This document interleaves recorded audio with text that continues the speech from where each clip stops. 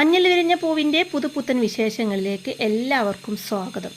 ആരും പ്രതീക്ഷിക്കാത്ത പലതും സംഭവിച്ചൂടെ, കേസാണ്, വാദമാണെന്നൊക്കെ മല്ലികാമ്മ പറയുന്നതും ആരും പ്രതീക്ഷിക്കാത്ത എന്താണ് ഇനി സംഭവിക്കാനുള്ളത്?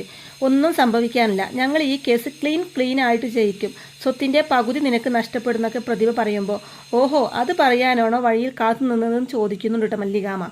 അപ്പോൾ പ്രതിഭ പറയുന്നുണ്ട്, അല്ല ഇപ്പോഴും ഒത്തുതീർപ്പിനുള്ള വഴി അടഞ്ഞിട്ടില്ല, അത് ഓർമ്മിപ്പിക്കാനാ, നിനക്ക് നിന്റെ മാനവും രക്ഷിക്കാം, തടിയും ഊരാന്ന് പ്രതിഭ പറയുമ്പോൾ അതിന് ഞാൻ എന്താണാവോ ചെയ്യേണ്ടതെന്ന് ചോദിക്കുമ്പോൾ പ്രതിഭ പറയും, ക്യാഷ് തരണം, 3 കോടി രൂപ, അത് തന്നാൽ ദാ എല്ലാം ഇവിടെ വെച്ച് അവസാനിപ്പിക്കാം, ലാഭം നിനക്ക്, പാതി സ്വത്തിന് പകരം 3 കോടി, എല്ലാ തർക്കങ്ങളും അപ്പോൾ തീരുന്നൊക്കെ പറയുന്ന പ്രതിഭയോട് എനിക്ക് ആ സൗജന്യം വേണ്ടെങ്കിലോ ചോദിക്കുമ്പോൾ മണ്ടത്തരം നീ കാണിക്കാൻ പോകുന്നതെന്ന് പ്രതിഭ പറയുന്നതും മണ്ടത്തരം കാണിക്കാനുള്ള കുത്തക നിനക്ക് മാത്രം അവകാശപ്പെട്ടതല്ലോ, വല്ലപ്പോഴുമൊക്കെ ഞാനും ഒന്ന് കാണിക്കട്ടെ എന്ന് പറയുന്നുണ്ട് മല്ലികാമ്മ. എങ്കിൽ നീ നാറുന്ന പ്രതിഭ പറയുന്നതും നീയും നാറുന്ന് തിരിച്ച് പറയുന്നുണ്ട് മല്ലികാമ്മ. അപ്പോൾ പ്രതിഭ പറയുന്നുണ്ട്, എനിക്കെന്താ പ്രശ്നം, ഞാൻ ഈ കേസിൽ കക്ഷിയല്ല എന്ന് പറയുന്ന പ്രതിഭയോട് അതായിക്കോളോലോ, അടുത്ത വിചാരണ കഴിഞ്ഞോട്ടെ എന്ന് പറയുന്നുണ്ട് മല്ലികാമ്മ. എടി നിനക്കൊരു വിചാരമുണ്ട്, നീ ഈ കൊമ്പത്തെ ആരോ ആണെന്ന്, വെറുതെയാ, നീ ഒന്നുമല്ല ആരുമല്ല എന്ന് പ്രതിഭ പറയുമ്പോൾ നീ ആരെങ്കിലും ഒക്കെയാണല്ലോ, എനിക്കത് മതിയെന്ന് കളിയാക്കി പറയുന്നുണ്ട് മല്ലികാമ്മ. അപ്പോൾ പ്രതിഭ പറയുന്നുണ്ട്, കളിയാക്കിക്കോടി, നിന്റെ ഈ ചിരിയുണ്ടല്ലോ അത് ഞാൻ അവസാനിപ്പിക്കുന്ന പ്രതിഭ പറയുന്നതും അയ്യോ പ്ലീസ് എനിക്ക് പേടിയാവുന്നു പ്രതിഭ, നീ ഇങ്ങനെയൊക്കെ പറയുമ്പോൾ പ്ലീസ് ഞാൻ എങ്ങനെയെങ്കിലുമൊക്കെ ജീവിച്ച് പൊയ്ക്കോട്ടെ എന്നൊക്കെ പരിഹസിച്ചു കൊണ്ട് പറയുന്നുണ്ട് മല്ലികാമ്മ. അപ്പോൾ നീ ഒത്തുതീർപ്പിനില്ല എന്ന് പ്രതിഭ പറയുന്നതും ഇല്ല എന്ന് തന്നെ പറയുന്നുണ്ട് കേട്ടോ. രേഖകൾ ഉണ്ട് എൻ്റെ കയ്യിൽ എന്ന് പ്രതിഭ വീണ്ടും പറയുന്നതും അതിലും വലിയ രേഖകൾ എൻ്റെ കയ്യിലുണ്ട് എന്ന് മല്ലികാമ്മ പറയുന്നതും ഒന്ന് ഞെട്ടുന്നുണ്ട് പ്രതിഭ. അതെന്താണാവോ എന്ന് ചോദിക്കുമ്പോൾ അത് നീ കോടതിയിൽ വരുമ്പോൾ അറിഞ്ഞാൽ മതിയെന്ന് മല്ലികാമ്മ പറയുന്നതും എന്നാൽ കോടതിയിൽ കാണാമെന്ന് പറയുന്നുണ്ട് കേട്ടോ പ്രതിഭ. തുടർന്ന് ഖേദിക്കേണ്ടി വരും നിനക്ക് ഈ ഓഫർ വേണ്ടാന്ന് വെച്ചതിന്, കുറ്റബോധം കൊണ്ട് നീറും നിന്റെ മനസ്സ് എന്നൊക്കെ പറയുന്നുണ്ട് കേട്ടോ പ്രതിഭ. അപ്പോൾ അത് കേൾക്കുന്ന മല്ലികാമ്മ പറയുന്നുണ്ട്, ആദ്യം പറഞ്ഞു നാറുമെന്ന്, ഇപ്പോൾ പറഞ്ഞു നീറുമെന്ന്, നാറും നീറും നീറും നാറും, നമുക്കൊരു നറുനീണ്ടി സർബത്ത് കുടിച്ചാലോ, ഈ ചൂടത്ത് ബെസ്റ്റാന്നും പറഞ്ഞുകൊണ്ട് മല്ലികാമ്മ കളിയാക്കി ചിരിച്ചുകൊണ്ട് അവിടുന്ന് പോവാണ് കേട്ടോ. അതിനുശേഷം കാണിക്കുന്നത് മല്ലികാമ്മ എന്തൊക്കെയോ ഇങ്ങനെ ആലോചിച്ചു കൊണ്ടിരിക്കുകയാണ് കേട്ടോ. അപ്പോൾ അതേസമയം ചിത്തിര അങ്ങോട്ടേക്ക് വന്നിട്ട് അച്ഛമ്മ എന്താ ഈ ആലോചിക്കുന്നത്, കേസിനെ കുറിച്ചാണോ എന്നൊക്കെ ചോദിക്കുമ്പോൾ അതെ നാളെയാണല്ലോ കേസ് വെച്ചിരിക്കുന്നത് എന്ന് പറയുന്നുണ്ട് കേട്ടോ മല്ലികാമ്മ. അച്ഛമ്മയ്ക്ക് പേടിയുണ്ടോ നമ്മൾ തോറ്റുപോകുമെന്ന് ചിത്തിര ചോദിക്കുമ്പോൾ തോറ്റു പോകാനുള്ള സാധ്യതയുണ്ട് അല്ലേ മല്ലികാമ്മയും സുധയും ചോദിക്കുമ്പോൾ അത് നിനക്ക് എങ്ങനെ അറിയാൻ തിരിച്ച് ചോദിക്കുന്നുണ്ട് കേട്ടോ മല്ലികാമ്മ. അപ്പോൾ സുജ പറയുന്നുണ്ട്, അല്ല തമിഴ്നാട്ടിൽ പോയി പ്രതിഭാമ തെളിവുകളൊക്കെ സംഘടിപ്പിച്ചു എന്ന് മല്ലികാമ്മ തന്നെയല്ലേ പറഞ്ഞതും സുജ ചോദിക്കുന്നതും രേഖകളൊക്കെ സംഘടിപ്പിച്ചു, എന്ത് രേഖകൾ, സുധയും രാമചന്ദ്രനും ഭാര്യയും ഭർത്താവുമായിരുന്നു എന്നുള്ള രേഖകൾ, പക്ഷേ അത് മാത്രം പോരാ സുജ കേസ് ജയിക്കാൻ, പ്രത്യേകിച്ചും എൻ്റെ കയ്യിൽ ഇരുതല മൂർച്ചയുള്ള ആയുധം ഉള്ളപ്പോൾ എന്ന് പറയുന്നുണ്ട് മല്ലികാമ്മ. അപ്പോൾ ചിത്തിര ഇരുതല മൂർച്ചയുള്ള ആയുധോ എന്ന് സംശയത്തോടെ ചോദിക്കുന്നതും ആ കത്തിനെ കുറിച്ചാണ് പറയുന്നതെന്ന് പറയുന്നുണ്ട് സുജ. അതെങ്ങനെ ഒരു ആയുധമാകുന്നത്, അതും 2 ഭാഗവും മൂർച്ചയുള്ള ആയുധമാവുന്നതെന്ന് ചോദിക്കുന്നുണ്ട് നിരഞ്ജന. മല്ലികാമ്മ പറഞ്ഞു കൊടുക്കുന്നുണ്ട്, ആ കത്തിലെ വിവരങ്ങൾ ഒരർത്ഥത്തിൽ എന്നെ സഹായിക്കുന്നതാണ്, കോടതിയിൽ ഞാനത് ഭംഗിയായിട്ട് അവതരിപ്പിക്കുകയും ചെയ്യും, ഞാൻ പറയാൻ പോകുന്ന വിവരം കോടതി മുഖവിലക്കെടുത്താൽ ഒരത്ഭുതം നടക്കും, ആ അത്ഭുതം പക്ഷേ പിന്നെ എന്നെ എങ്ങനെ ബാധിക്കും എന്ന് പറയാൻ ഞാൻ ആളല്ല, അതുകൊണ്ടാണ് ഞാൻ അതിനെ ഇരുതല മൂർച്ചയുള്ള ആയുധം എന്ന് വിശേഷിപ്പിച്ചത്, അതെടുത്ത് പ്രയോഗിച്ചാൽ വെട്ടുകൊള്ളുന്നവൻ്റെ കഴുത്തും പോവും വെട്ടുന്നവൻ്റെ കഴുത്തും പോവും എന്നൊക്കെ പറഞ്ഞു കൊടുക്കുന്നുണ്ട് മല്ലികാമ്മ.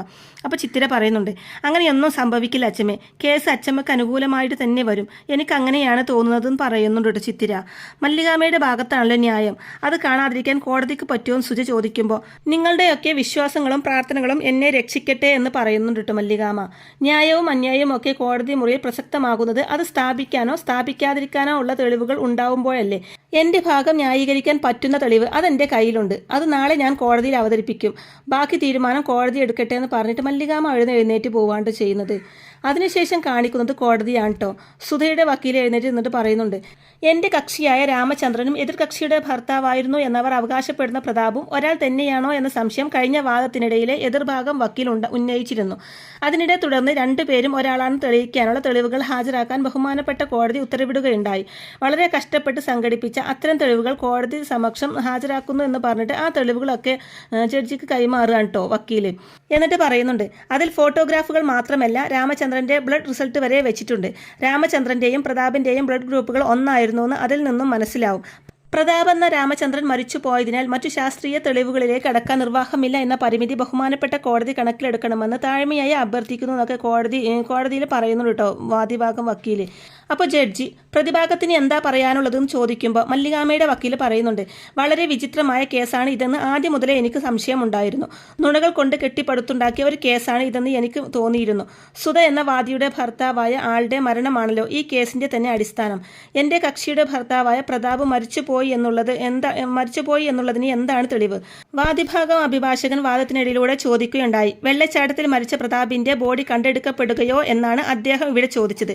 മരിച്ച ആളിന്റെ മൃതദേഹം കിട്ടാത്ത സാഹചര്യത്തിൽ അയാൾ മരിച്ചു എന്ന് എങ്ങനെ കണക്കാക്കും എന്ന പ്രസക്തമായ ചോദ്യമാണ് എതിർഭാഗം ഇവിടെ ഉന്നയിച്ചത്. അതേ സംശയം ഞാൻ തിരിച്ചു ചോദിക്കാം. രാമചന്ദ്രൻ മരിച്ചു എന്നാണല്ലോ നിങ്ങൾ പറയുന്നത്. രാമചന്ദ്രന്റെ മൃതദേഹം കണ്ടെടുക്കപ്പെട്ടിട്ടുണ്ടോ എന്നാണ് എൻ്റെ ചോദ്യം.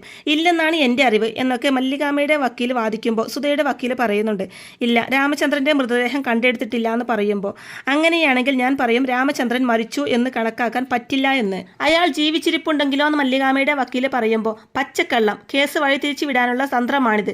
രാമചന്ദ്രൻ മരിച്ചതാണ്, അതുകൊണ്ടാണ് അദ്ദേഹത്തിന്റെ നിരാലംബയായ ഭാര്യ കോടതിയുടെ കനിവ് തേടി ഇവിടെ എത്തിയതെന്ന് സുധയുടെ വക്കീൽ പറയുമ്പോൾ മല്ലികാമ്മയുടെ വക്കീൽ പറയുന്നുണ്ട്, വളരെ രഹസ്യം നിറഞ്ഞ എന്നാൽ വിശ്വസിക്കാൻ പറ്റുന്ന ഒരു കത്ത് ഞാനിവിടെ ഹാജരാക്കാം. ഇത് വായിച്ചു നോക്കി നടപടി സ്വീകരിക്കണമെന്ന് ഞാൻ താഴ്മയോടെ അപേക്ഷിക്കുന്നു എന്ന് പറഞ്ഞിട്ട് ആ അജ്ഞാത ലെറ്റർ ജഡ്ജിക്ക് കൈമാറുകയാണ് മല്ലികാമ്മയുടെ വക്കീൽ. അപ്പോൾ അത് വായിച്ചു നോക്കിയതിന് ശേഷം ജഡ്ജി പറയുന്നുണ്ട്, ഇതിൽ പറയുന്നത് രാമചന്ദ്രൻ മരിച്ചിട്ടില്ല എന്നാണല്ലോ. അയാൾ രഹസ്യമായി താമസിക്കുന്ന സ്ഥലത്തിന്റെ വിലാസവും ഇതിലുണ്ട് എന്ന് പറയുന്നുണ്ട് കേട്ടോ.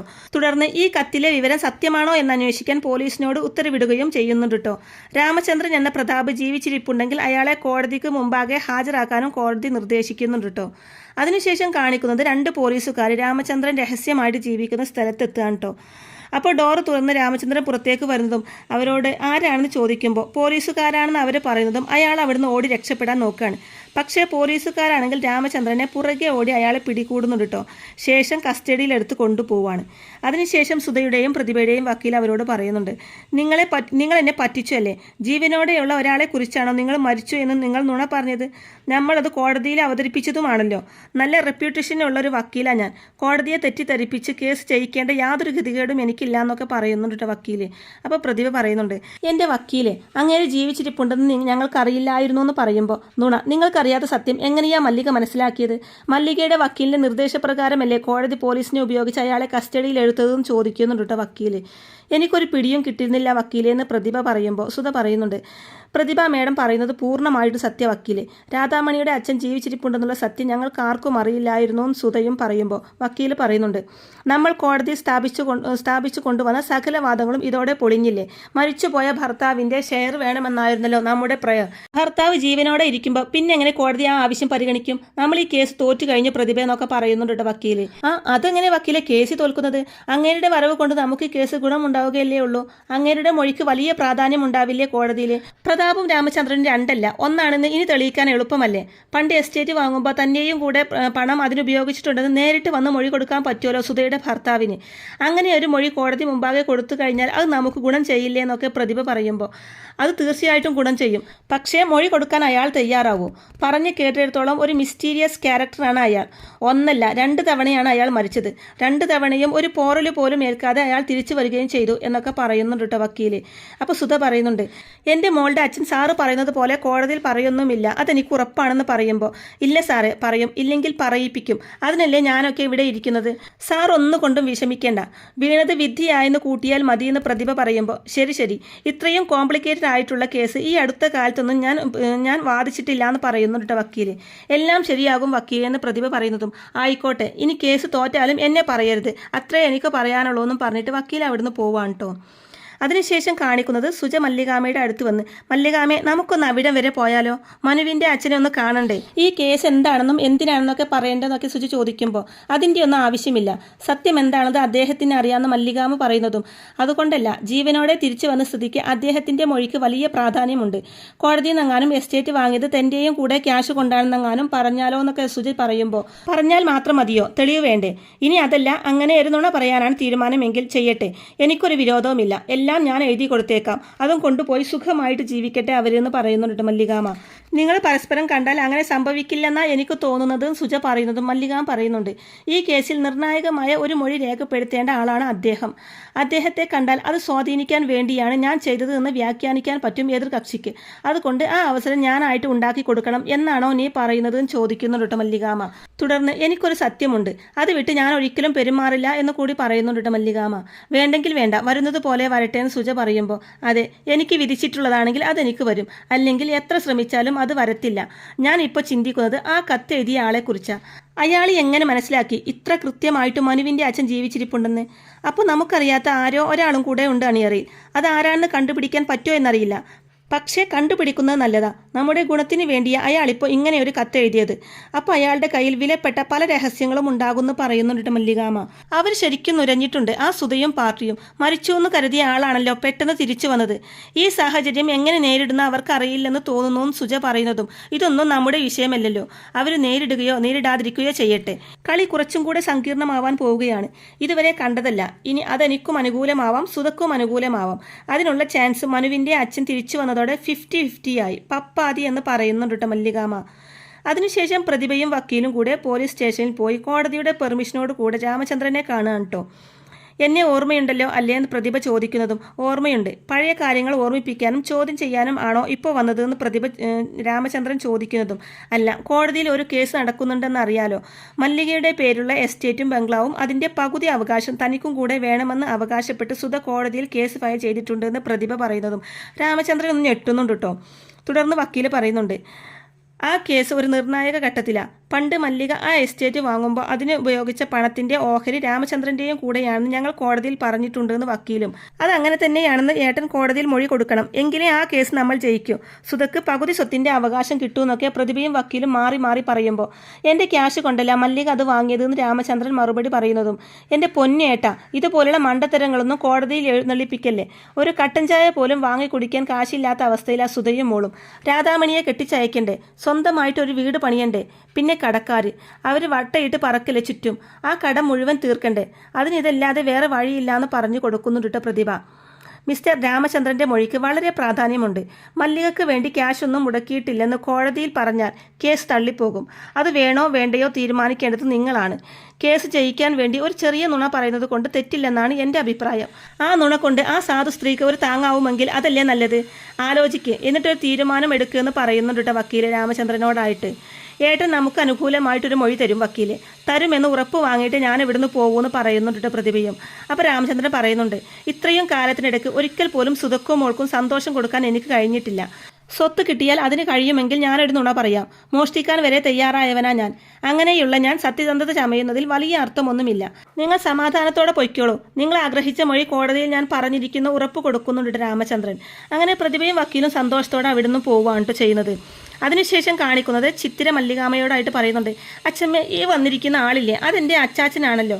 അദ്ദേഹം എന്തെങ്കിലും എൻ്റെ മുമ്പിൽ വന്ന് പെട്ടാൽ സംസാരിക്കേണ്ടി വന്നാൽ ഞാൻ എന്തെങ്കിലും വിളിക്കണമല്ലോ. എന്താ വിളിക്കാമെന്ന് പറഞ്ഞ് സങ്കടപ്പെടുമ്പോൾ നീ ഒന്നും വിളിക്കണ്ട. നിങ്ങൾ ഒരിക്കലും കാണേണ്ടി വരില്ല, സംസാരിക്കേണ്ടി വരില്ല. ഈ ബന്ധം എന്നൊക്കെ പറയുന്നത് 2 തരത്തിലാണ് ചിത്തു. ഒന്ന് രക്തബന്ധം, ഞാനും നീയും പോലെ. 2 കർമ്മബന്ധം, ഞാനും സുജയും ഒക്കെ പോലെ. ഈ രക്തബന്ധം എന്ന് പറയുന്നത് അങ്ങനെയാവണമെങ്കിൽ അതിൽ കർമ്മബന്ധം കൂടെ വേണം. പ്രസവിച്ച ഉടനെ കുഞ്ഞിനെ ഉപേക്ഷിച്ച് പോയ അമ്മ വർഷങ്ങൾക്ക് ശേഷം മോളെ എന്ന് വിളിച്ചു കഴിഞ്ഞാൽ ആ വിളിക്ക് തീവ്രതയില്ല, ഊഷ്മളതയുണ്ടാവില്ല എന്നൊക്കെ പറഞ്ഞു കൊടുക്കുന്നുണ്ട് കേട്ടോ മല്ലികാമ ചിത്തിരയ്ക്ക്. അപ്പോൾ വരും എപ്പിസോഡുകളിൽ ആ അജ്ഞാതൻ രംഗത്ത് വരികയും മല്ലികാമയെ രക്ഷിക്കുകയും എന്നുള്ളത് യാതൊരു സംശയവും വേണ്ട. അപ്പോൾ ഇങ്ങനെയൊക്കെയുള്ള അടിപൊളി എപ്പിസോഡുകളൊക്കെ ആയിരിക്കും ഇനി വരാനിരിക്കുന്നത്. അപ്പോൾ ഈ റിവ്യൂ ഇഷ്ടമായിട്ടുണ്ടെങ്കിൽ വീഡിയോ ലൈക്ക് ചെയ്യാനും ചാനൽ കൂടി ഒന്ന് സബ്സ്ക്രൈബ് ചെയ്ത് സപ്പോർട്ട് ചെയ്യാനും മറക്കല്ലേ ഫ്രണ്ട്സ്. താങ്ക്